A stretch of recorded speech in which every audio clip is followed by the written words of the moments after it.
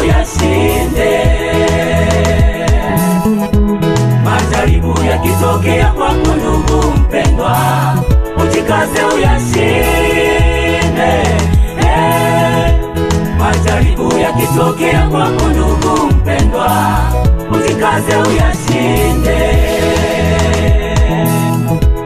Majaribu hayana budi kutokea ndugu katika maisha yako wewe. Mtumaini Yesu tu katika tatizo lako. Nikikumbuka Bwana Yesu mwenyewe aliyojaribiwa na shetani. Ikiwa Yesu amejaribiwa, je, wewe mwanadamu itakuwaje? Ndugu, unapojaribiwa tu wewe ujikaze uyashinde. Majaribu yanapofika kwako ndugu, ujikaze uyashinde.